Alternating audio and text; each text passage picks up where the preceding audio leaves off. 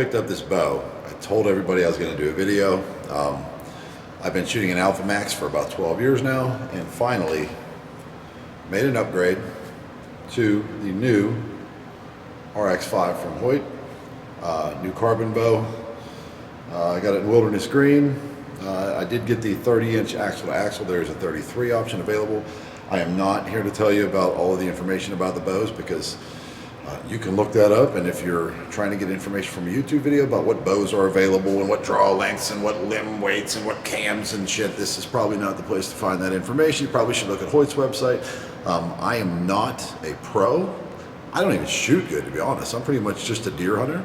I've been shooting Alphamax for 12 years because, you know, it's a fast bow, it's a quiet bow.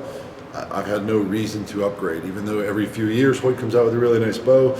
Matthews, Bowtech, Elite, there's a whole bunch of bow manufacturers, and everybody's making a nice bow right now, so just never really had a reason to upgrade. Found this bow, just fell in love with it, and figured it was that time to do that. So I'm going to do a quick review video on this bow. I like it. I don't love it. So I'm going to tell you about this bow, what I like about it, what I don't like about it. Let you watch me do a couple of shots just to hear the bow and all that stuff. This is 100% just real world, my opinion. Again, I'm no pro. I probably don't use some of the right terminology, but I'll tell you what I like about the bow, what I don't like about the bow as far as just a regular ass dude. It's probably going to hunt, definitely going to hunt. It's probably going to shoot a couple of 3D shoots and may come up and practice at the local archery club once in a while. So here we go.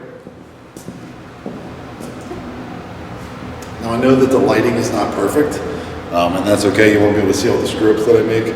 I did put the Ultra Rest on here, the Hoyt Ultra Rest. It's the integrated rest. They do make one that is not an integrated rest. It's about $100 less. The only reason that I bought this was because it was literally, I upgrade every 10, 12 years. So for me, the extra $100 didn't matter. I thought this was probably a better setup, so that's what I went with. I do like it. I don't know any difference in value from the integrated rest to the non-integrated rest. I just think this one looks cooler, so this is what I went with.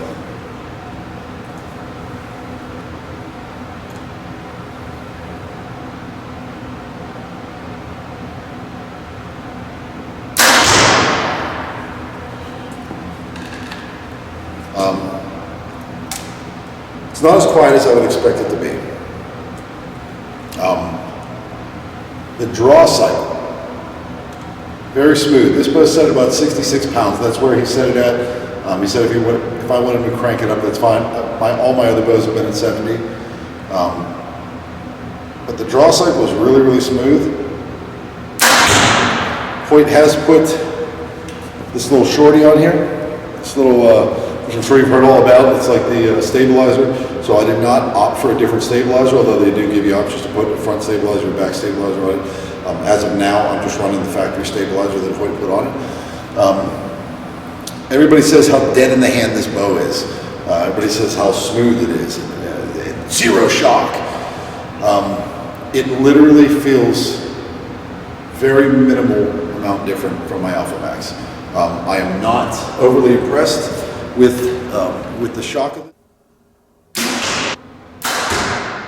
But the draw cycle, to hold this bow straight out and pull back, comes back really smooth. There's no jump. There doesn't seem to be a real big like valley where it gets really hard to pull and then all of a sudden it pops back on you. It just feels smooth. I can point it at my target and draw it straight back without any issue. Very little struggle at all. I think I just shot an arrow. So the draw cycle, back wall, I'm a huge fan of. I like both of those aspects of the bow.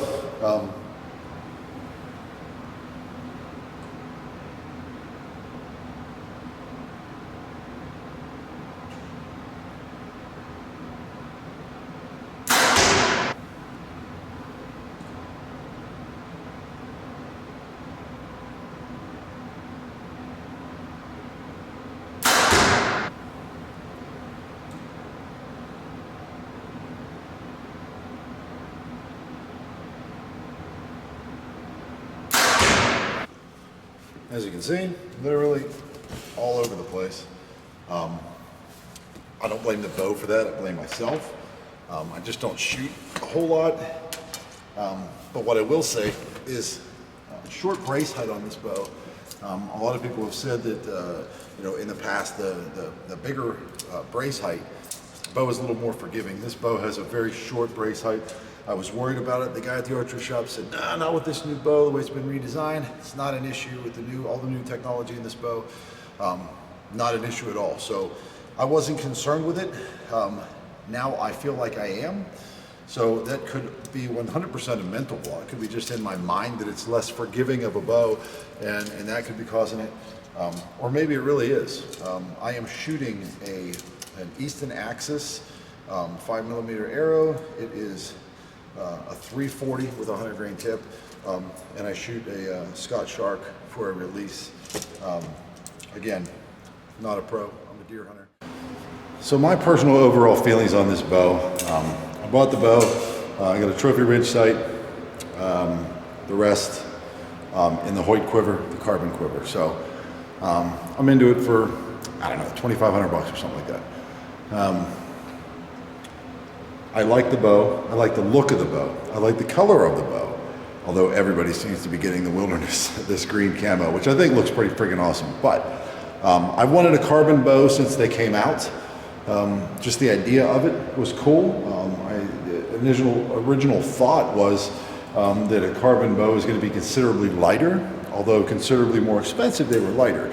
I know someone's going to say, "That's not the point," and the comments are down there. If you guys want to say something like that, it's fine.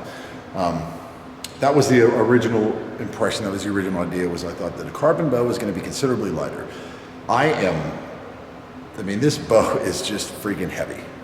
My Alphamax is considerably lighter, or damn near the same, but that's a 12-year-old bow. I think it shoots pretty close IBO speeds. A little more vibration in the hand on the Alphamax. Again, I'm not comparing this to an RX-3, an RX-4, or the Ventum, or anything else, because I don't have those bows. I'll shoot.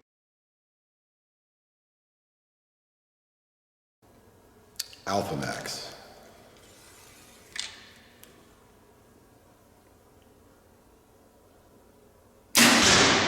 RX-5.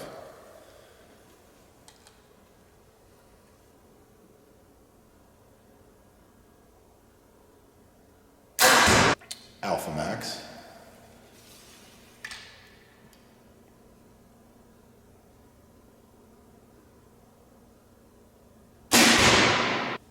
RX-5.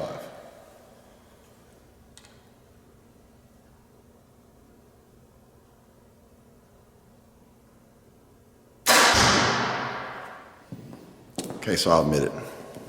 Now that I've shot them both back to back, the RX-5 is considerably smoother. Considerably smoother. It feels a whole lot better, way less shock than the Alphamax. I've shot the Alphamax since I bought the RX-5, but I never shot them like that. So there is a considerable difference. I'm still not 100% obsessed with the RX-5, but I will not sell the RX-5 and go back to the Alphamax. So there you have it. Do what you want.